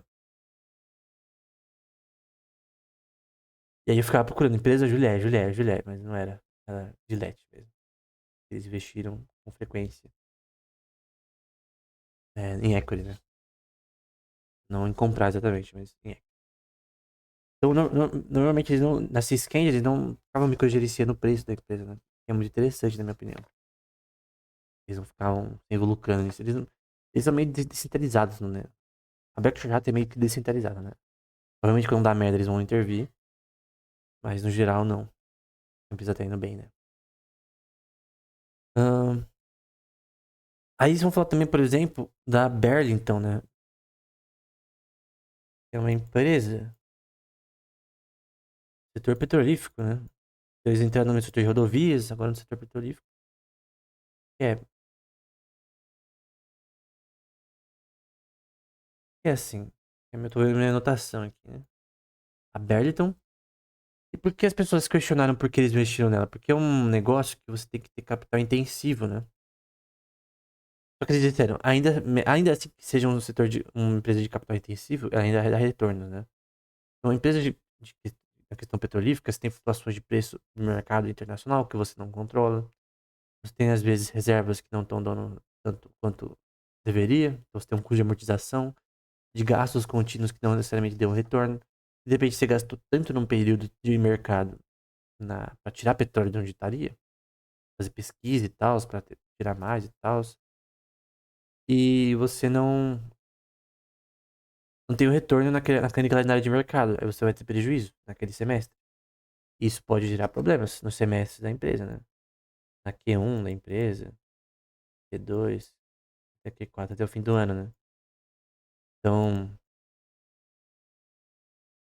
por que que eles compraram uma empresa que tem uma margem que naturalmente é baixa, né? Mas eu acho que o foco da Berkshire Hathaway não é só ter empresas que dão lucros altíssimos em margem, né? Mas tem empresas que aumentam o portfólio deles de exposição ao mercado de empresas que crescem e que estão em setores que são necessários, como empresa de hidrocarbonetos. Até o momento, eles são necessários. Substituírem o carvão e outras formas de energia e vieram para ficar, né? Então, a Berlitton ainda é um investimento bom, né? Segundo eles. Uma coisa interessante, né? Eles dizem que a soma de dinheiro e renda fixa da empresa sempre foi 100% da quantidade de float. Então, vamos lá. Eu vou colocar aqui em detalhes. Calma. Vou pegar aqui. Eu já terminei. Falta só mais esse papel e já acabou. Ahn, Basicamente, acho que eu tenho até mais coisa pra falar da palestra de 2021 e 2020 e 2022. Mas eu vou deixar pra depois, porque essa aula já tá ficando grande e eu creio que já foi maçante aí pra quem viu até agora, né? Parabéns, né, você. É o guerreiro que conseguiu aguentar até agora, né? Mas eu vou ver se eu vou até 2022 ou... Na verdade, tá aqui até 2022, né? Então eu vou até 2022. Vou guardar minha palavra aqui. Já tá no slide, né? Não é muita coisa não, 2020.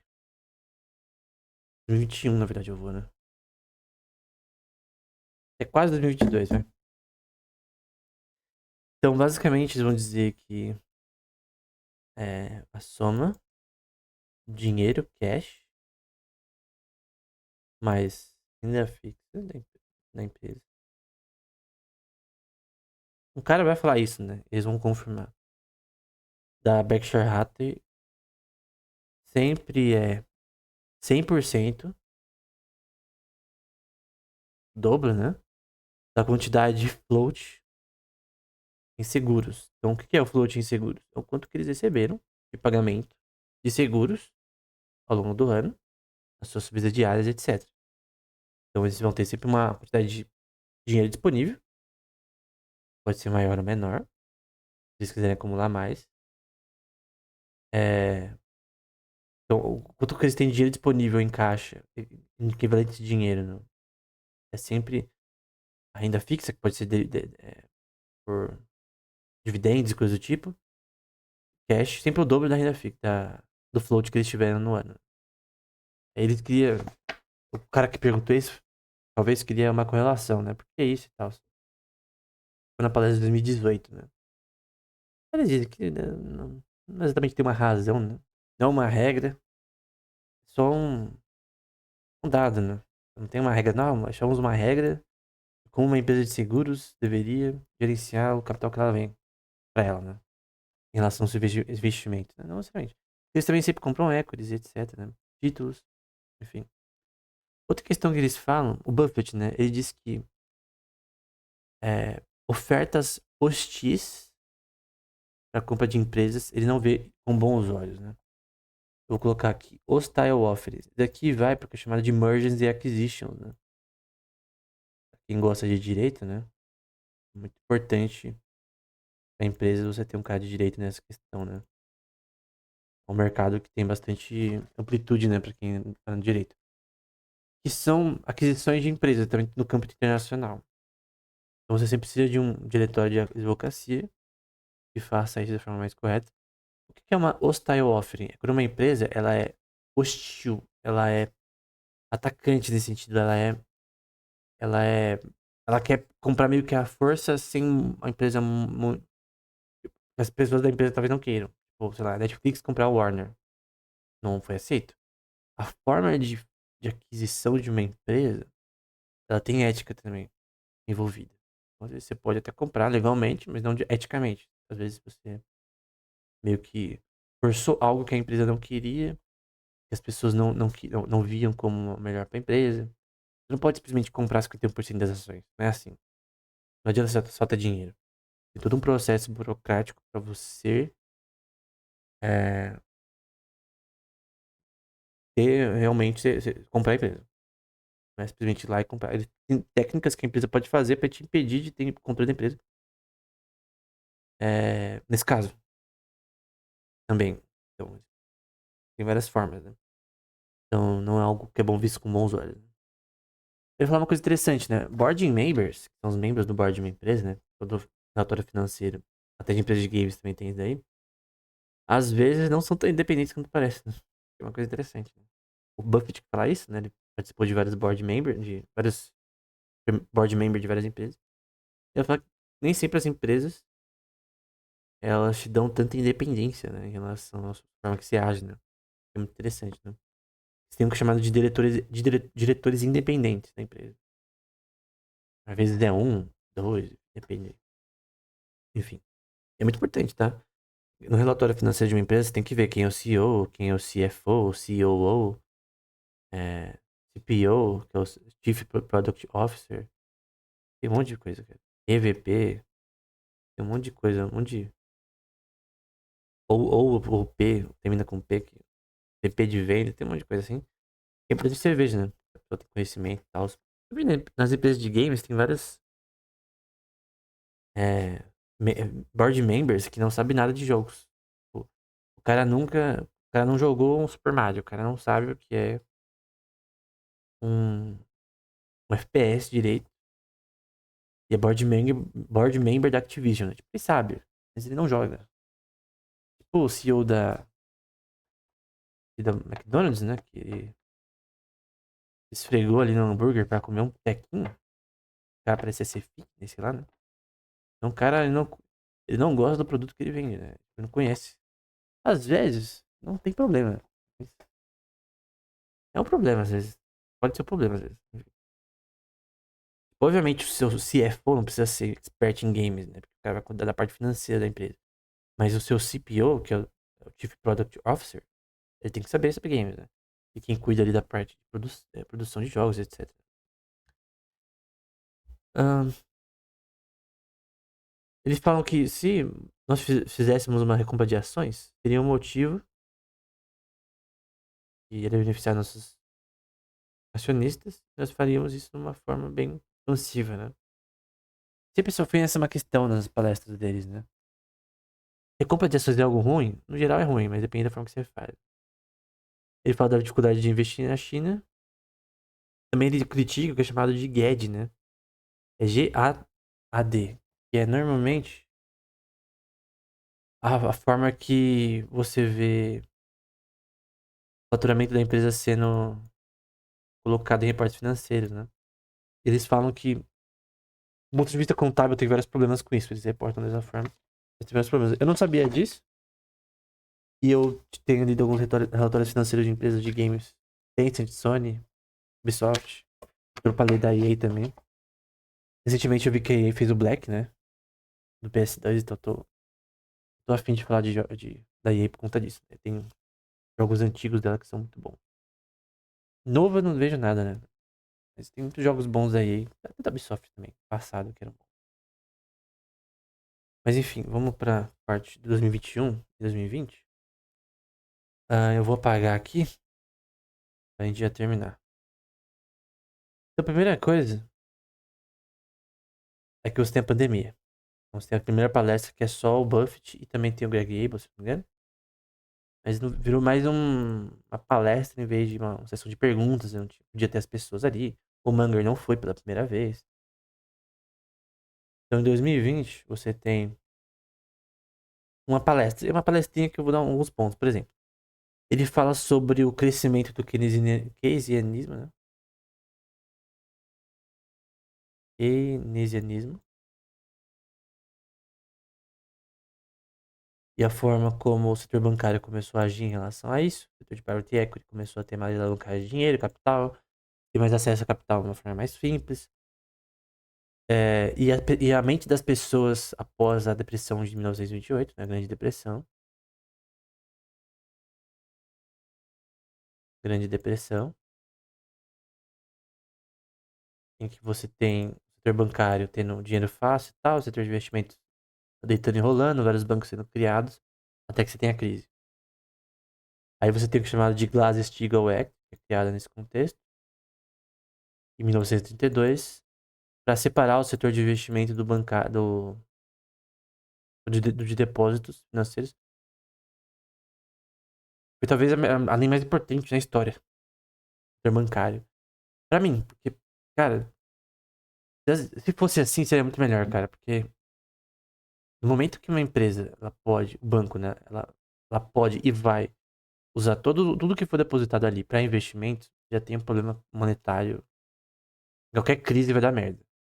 Como você vê. Sabe essas crises que teve com o Vorcaro, teve do Banco Master? Ela não aconteceria se os bancos tivessem que ter 100% em reservas. Então por isso que o FGC da vida, ele não, o Fundo Garantidor de Crédito, ele não tanca. Todo o capital que vai ser perdido ali vai ser absorvido por conta dessa fraude que eles faziam, do CDI lá. CDB dando não sei quantos por cento lá. Um monte de fraude nesse contexto, né? Que nem sei detalhes. Mas a questão é, se você não tivesse setor de investimentos e depósitos juntos, se você não tivesse reservas acionárias, você pode ter 10% ali no banco do dinheiro dos depósitos. Você não teria pessoas perdendo dinheiro. E o fundo garantidor de crédito, uma hora não vai tancar. Ele não consegue tancar pra sempre. Né? Uma hora ele não vai tancar. E quando não tancar, aí todo mundo vai se lascar. Todo mundo vai se lascar. Então, uma coisa muito séria. O fato de que tem um repeal, a repudiação dessa lei, nos anos 90 nos Estados Unidos. Foi uma das causas da crise de 2008, né? Ele vai falar, sempre que nós temos bastante dinheiro na mão, nós sempre vamos analisar a situação de mercado para ver se a gente pode investir ou não. Ele vai dizer que tem vezes, entre aspas, que o dinheiro vai parar, como na crise de 2008, por exemplo. Ele vai dizer que eles tiveram 0% de stock treasury. 0% não, zero mesmo. Né? De investimento do Tesouro Americano. Que não é normal para ele, né? Nessa época, né, eles vão ter em uma das. Acho que na Q1, primeiro semestre do ano de 2020, aconteceu a pandemia ali, eles vão ter um problema, né? Eles vão ter faturamento líquido negativo, net loss, né? Eles vão ter net loss. Só que no ano não tiveram, né? No ano eles ficaram líquidos. Net loss é quando você tem perda líquida, né? Depois de impostos, depreciação, um monte de coisa, você teve perda líquida, né? Você, no fim, então teve lucro. Então a pandemia afetou eles, obviamente, o setor de seguros e também outros setores industriais afetou eles negativamente. No mesmo ano, eles conseguiram lucro líquido mesmo assim, né? Mostra que as empresas deles lidam com esses problemas muito bem, né? Não lembro quantos bilhões foram de net loss, mas enfim. Sobre o setor de aviação, né? Eles disseram que eles vendem empresas quando dá merda. O setor de aviação deu merda na pandemia. E eles venderam, né? Subsidiárias que não são sustentáveis, eles vendem. Mas a regra é, no geral, ter a empresa o máximo tempo possível. Né? Sobre seguro da pandemia. Eles disseram, né?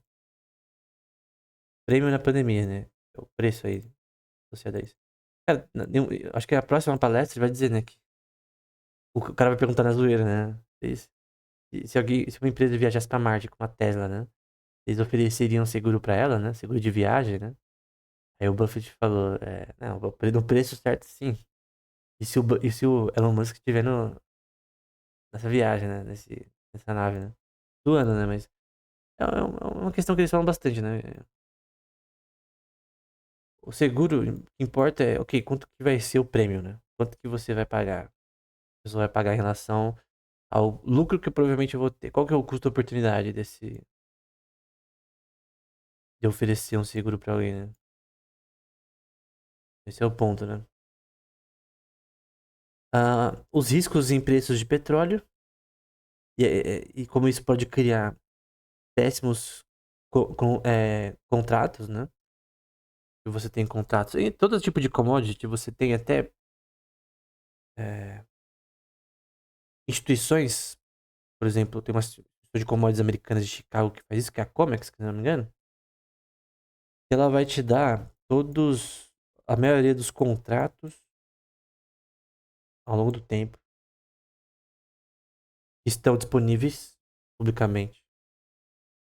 Em relação, por exemplo, a trigo, arroz, prata, ouro. Você pode ver, no geral em tempo real mais ou menos, o nível de contratos de certas promessas. Ó, eu vou te dar tanto de a tal data, aí você me paga tanto. Em relação de empresas, né? Internacionalmente. Quando você tem péssimos contratos que vão gerar problemas, vamos supor, tem uma empresa de carvão, algodão, e eu faço contratos que vão gerar prejuízo. Você não vai conseguir pagar seus débitos, né? Você não vai conseguir pagar seus juros de dívida. Isso vai criar crise de liquidez. Então, isso acontece no petróleo também. Então, quando você tem. Nem é uma alocação de recursos, você tem flutuações do preço do petróleo que vão causar prejuízos para empresas petrolíferas, né, como a Halliburton deles. Você basicamente vai ter é, crise de liquidez também. E também menos faturamento, às vezes óbvio. Outra pergunta isso aqui é interessante, tá?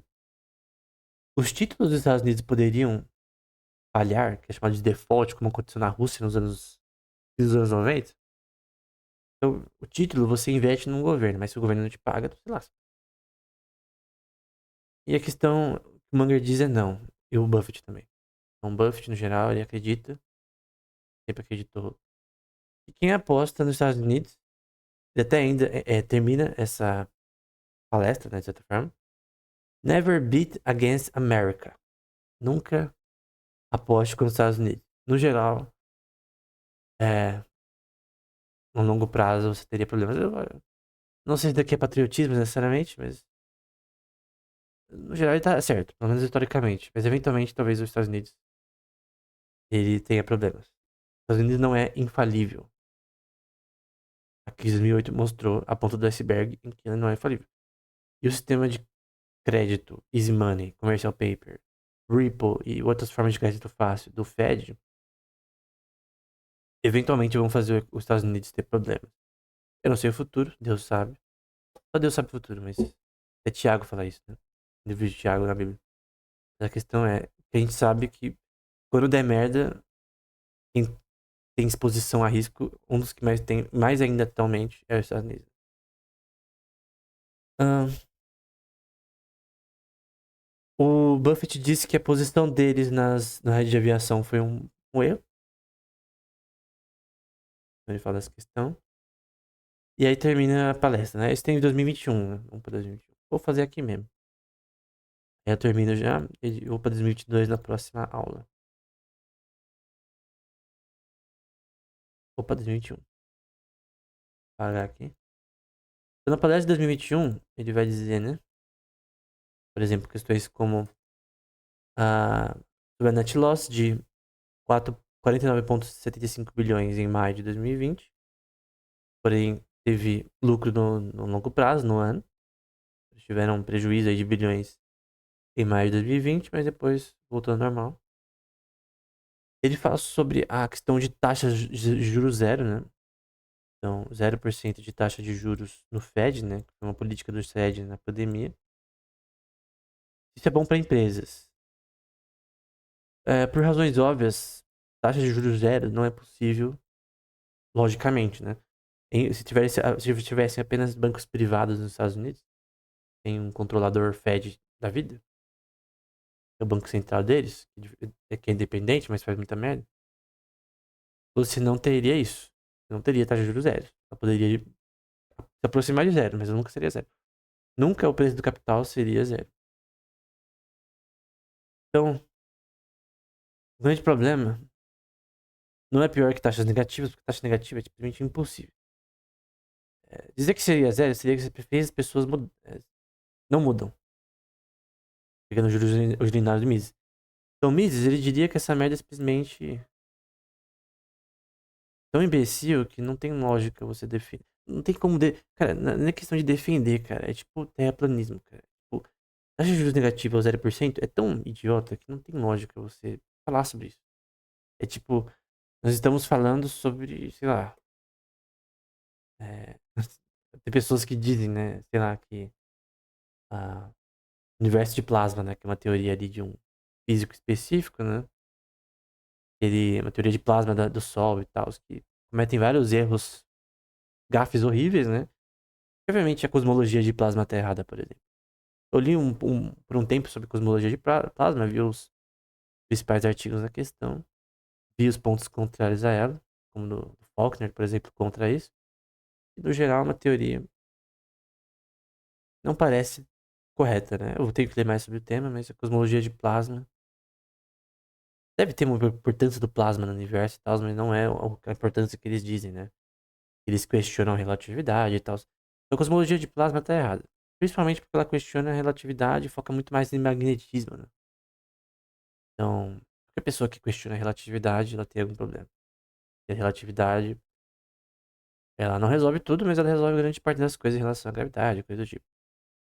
Então a questão é, taxa de juros zero é que nem cosmologia de plasma pra mim. Pô, é legalzinho ler? É legal ler, cara. É legal, tipo, sei lá, escrever uma história de ficção, Star Trek, que você vai pôr cosmologia de plasma, que é divertido e tal. Mas não é verdade, cara. Não tem como ser verdade. Não tem lógica. Então, a taxa de 0% não tem lógica. É uma medida, por sinal, não faz as empresas mudarem a sua comportamento. Elas vão pegar esse dinheiro, elas vão recomprar ações, elas vão é, fazer um monte de merda que no fim não vai aquecer a economia nenhuma. Então, no fim, vai gerar mal investments, né? Que é você ter investimentos com baixo retorno, porque você tinha muito capital disponível, poucas ideias boas, no ambiente que todo mundo não tá fazendo investimento porque tá dando merda, eles fazem isso quando dá merda. Enfim. E aí, o Buffett, ele cita nessa palestra aqui, já tem o Munger também, a noção de taxa de juros negativa do Paul Samuelson, né? Paul Samuelson, perdão. Paul não. Paul Samuelson. E não tem lógica. Juros negativos não tem lógica. Não tem lógica. Não tem nenhuma mudança na sociedade que possa gerar juros negativos lógicos. Não é possível. Teve no Japão porque eles são idiotas mesmo. O banco japonês deveria ter vergonha de colocar juros negativos por um tempo. Enfim. Por várias razões, não. Até um tempo atrás, os bancos do Japão tiveram uma. Os caras, uns fundos grandes aí, tiraram uma parte das empresas japonesas, né? Teve até uma crise temporária. Porque são insolventes, né? Enfim, os bancos japoneses têm vários problemas, enfim. O Munger vai dizer aqui que recomprar ações apenas para fazer elas ficarem um preço maior é deeply immoral. Então é profundamente imoral. Só deve fazer isso se os acionistas eles são beneficiados pela essa recompra. Se eles não foram beneficiados, porque qual é a questão? Vamos supor que a sua empresa está a um valor abaixo do valor presente líquido. Ou seja, ela está sendo valorizada pelo preço da ação menor do que ela deveria, em relação à quantidade de ações emitidas e o preço unitário dela. Caso você creia nisso, pode ser subjetivo, e está no benefício dos seus acionistas que você faça isso, pode ser bom que você tenha um programa de recompra. Caso não, é inútil. E esse é o ponto. Ele fala também sobre a Precision Car Parts e questões associadas a problemas de custos, de causa aumentando em retornos. Eles concordam que eles tinham valorizado bem demais a Precision Car Parts em relação ao preço que eles pagaram, poderiam ter pagado menos. O Munger, ele dá uma opinião, cara, do Bitcoin, que ele literalmente diz que é lixo. lixo com nenhum benefício para a civilização. Porém, eles mesmos dizem que eles não entendem como o Bitcoin funciona. E eles sempre falam sobre Bitcoin, não sobre criptomoedas, né? Então, uma coisa é que, primeiro, se uma pessoa fala sobre criptomoedas e ela enfatiza apenas Bitcoin, as pessoas não sabem sobre criptomoedas. Primeiro que a razão da existência do Bitcoin, ela foi exatamente para transações peer-to-peer sem terceiros. Ou seja, eu quero enviar dinheiro para cá do Japão. Anteriormente eu teria que ir numa casa de câmbio, eu teria que ir num banco. Eu já tentei fazer isso, por exemplo, para fazer um pagamento específico de $300. Perdão, $50. E foi, cara, um estorvo, cara. Foi horrível, cara. Tinha que a pessoa ligar pra outra, fazer mal trâmite louco, pra mandar o dinheiro lá pra faculdade específica. E eu falei, cara, por que que tem todo esse trâmite, cara? Por que que a gente não pode simplesmente dar um pagamento digital para outro banco? Tem uma burocracia pra isso. Taxas. Com uma criptomoeda, tu pode fazer a transação em 10 minutos. No caso do Bitcoin. Com aquelas com Layer 2, né? Que você tem a transação mais rápida, você faz até mais rápido. Uma Polygon da vida. Então você tem várias criptomoedas que o foco delas são específicos a transações descentralizadas que permitem liberdade maior ao indivíduo de fazer transações. Aí você pode falar, não, mas tem pessoas que estão usando diversas criptomoedas como Monero, etc, para lavar dinheiro, etc. Mas adivinha, cara, as pessoas lavam mais dinheiro com dinheiro legal, com dinheiro não adquirido de forma legal, mas está sendo transmitido e armazenado em bancos de forma legal. Você pode ver documentários aí sobre o HSBC, sobre diversos bancos dos Estados Unidos, como a JP Morgan, como Goldman Sachs.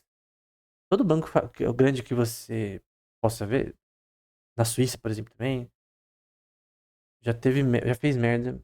Swiss, Swiss Bank também já fez merda em relação a isso, né? Alguém lavando dinheiro internacionalmente usando aquele banco, porque o cara tem que armazenar esse dinheiro em algum lugar, né? E armazenar plantar na terra, no mato, não dá muito certo, né? Então, uma hora eles têm que lavar isso de forma política, de forma legal, de forma. Legal entre aspas, né? E quando eu tô falando legal, é no sentido aparentemente legal. A origem daquele dinheiro é maligna, mas aparentemente ele tá sendo legal, né? Então, tem bancos que fazem isso, e isso é moral. Então, isso é um problema, né? Só que você vê mais isso no dinheiro tradicional. Então, você dizer, não, mas isso daí facilita. Hoje você tem empresas como por exemplo, Chain Analysis, ela consegue rastrear a maioria dos pagamentos usando criptomoedas diversas. Então não é mais um argumento, porque você tem empresas que conseguem fazer, especialmente com Bitcoin. Bitcoin já é rastreável, totalmente. O que não é rastreável é algumas formas específicas de Monero, que você muda o timestamp, e aí você pode ter algumas formas aí de ser quase rastreável, praticamente. Então, algumas moedas específicas, elas não são rastreáveis. A maioria é. Bitcoin, principalmente. Principalmente essa, porque ela é mais conhecida e tal, já tem mais esforço pra isso. Então, eu entendo eles porque eles não entendem como funciona. E tudo bem, né? Você tem centenas de criptomoedas. E a maioria delas é esterco mesmo. Mas, por exemplo, a Ethereum, ela permite várias transações, como chamado de uma smart contract, que permite transações que não seriam possíveis no formato tradicional. Em relação a, por exemplo, NFTs fungíveis e contratos de aluguel, né? Você tem. Esse é o exemplo mais interessante que eu acho, né? Você tem exemplos. Que na verdade esse é o melhor exemplo, né? Smart contract é a coisa que eu acho mais interessante, mas tem vários tipos de formas de você, por exemplo, ter uma, um contrato imobiliário de uma forma digital, de uma forma mais segura. Tem várias formas que smart contracts elas podem facilitar pagamentos. Por exemplo, receber dólares do estrangeiro. Tem aplicativos que facilitam isso usando Ether. Então você tem uma moeda que ela tem lastro o próprio dólar. tem o USD também, acho que é o USDC, e ela não varia muito, mas varia entre $1, de um pouquinho menos para mais. E eu consegui receber um pagamento específico, de um pagamento da Amazon, que estava num aplicativo específico dos Estados Unidos. Eu consegui receber somente nesse aplicativo. Pagou os impostos lá bonitinho. Só que eu tinha que agora transmitir pra minha carteira brasileira. E aí, no Nubank, né? Aí eu tive que baixar um aplicativo. Ele fazia um negócio ali que uma pessoa realizava, esse pagamento. Um negócio assim. Que era em USDC. Então eu convertia esse valor pra criptomoeda. Que era a USDC. E voltava pra mim em reais. Uma pessoa do Brasil fazia o pagamento. Um negócio assim. Ela recebia com isso. No fim, eu só consegui receber em dólares porque essa criptomoeda existia. Ela permite pagamento de forma diferente. Então, as criptomoedas, elas têm várias funções. Então, se você, por exemplo, não sabe o que é uma criptomoeda de Layer 2, permite mais transações por segundo, etc. Se você não sabe o que é uma bridge entre criptomoedas, se você não sabe o que é, por exemplo, staking, se você não sabe nada disso, você não sabe, cara, você não sabe o que é Proof of Work. Não vai entender criptomoeda. Não sabe o que é Proof of Stake. Você tem que não é que você tem que entender muito sobre. Tem um curso no canal sobre criptomoedas, por sinal. Tá com áudio não tão bom, mas talvez eu refaça no futuro. Mas basicamente não tem como simplesmente colocar as criptomoedas num saco só, porque são muitas coisas. Muitas têm várias funções. Algumas são memes, algumas são focadas no mercado fintechs. Enfim, hoje em dia fazer transações internacionais ficou mais fácil por conta das criptomoedas. Tem tanta burocracia. Então, pra fazer um TED, tem problemas às vezes. Com criptomoedas não. É que o problema é que as pessoas acham que criptomoedas é um asset de investimento. Nunca esse foi o motivo da existência do próprio Bitcoin. Nunca foi essa a intenção. A intenção nunca foi ser um asset de investimento. As pessoas colocaram essa intenção posteriormente. Mas nunca foi essa a intenção. A intenção era fazer transações sem terceiros. E nisso ela foi bem sucedida. Então, tu pode comprar uma coisa sem terceiros. Pode alocar capital sem terceiros. Embora não é uma forma muito boa de alocação de capital, porque varia muito o preço, o valor. Mas eu lembro quando tava $300. Eu lembro quando tava 9 mil. Eu lembro quando tava 9 mil e abaixou um pouco, as pessoas já estavam malucas, né? Na verdade é que você não sabe o quanto ela vai ser no futuro, né? Mas o ponto é que ela vai ser maior no futuro. É, se dobrar pra $200 mil, até ir pra 300, é totalmente possível, porque a escassez ela vai aumentando. É fixo, né? A quantidade de moedas, né? E isso da Bitcoin, que é. E também a dificuldade de mineração também aumenta ao longo do tempo. Do Proof of Work, né? Pra gerar as transações, né? Para cada transação ser feita, você tem lá uma validação ali na rede.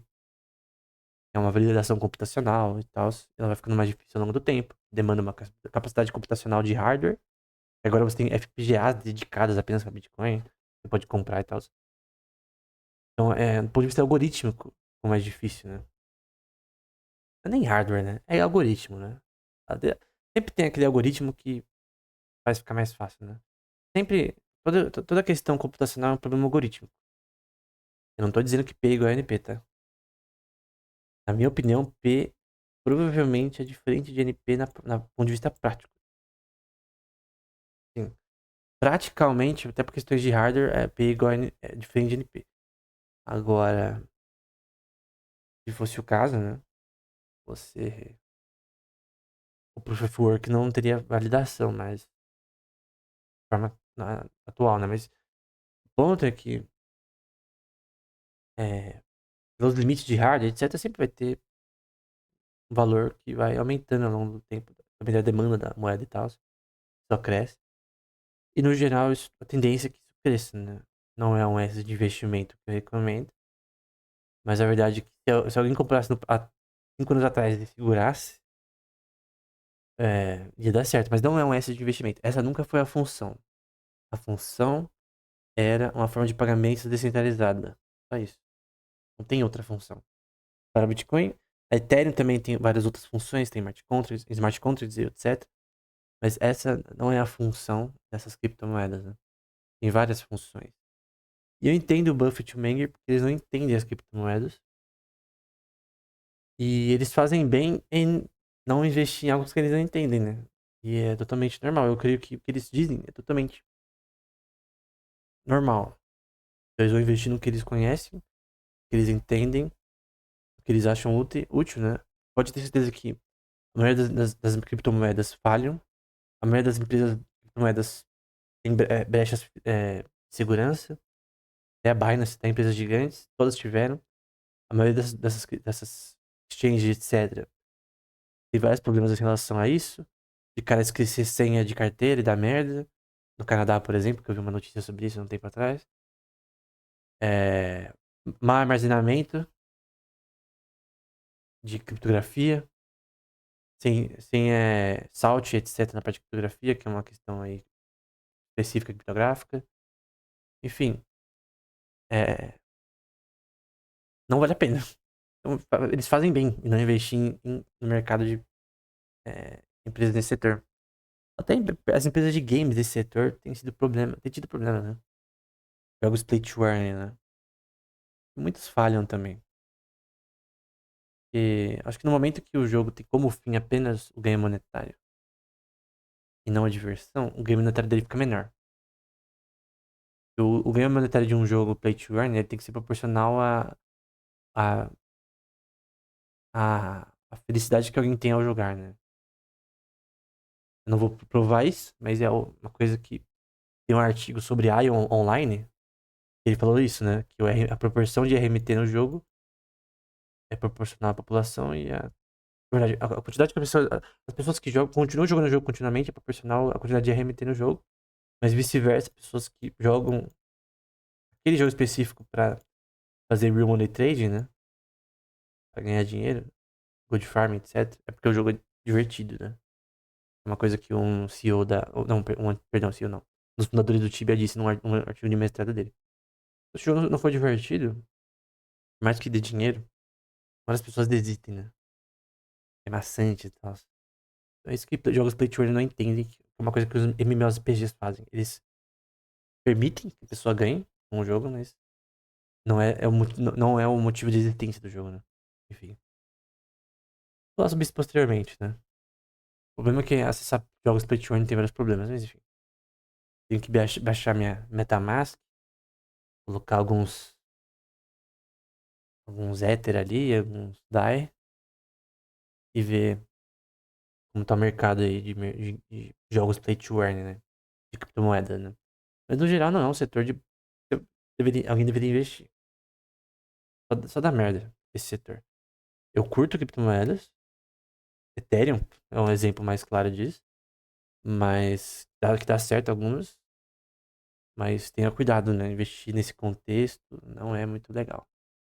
Até no setor de empréstimos, né? No setor, por exemplo, de flash loans, empresas como Compound, etc. Eu vejo isso com muitos maus olhos, né?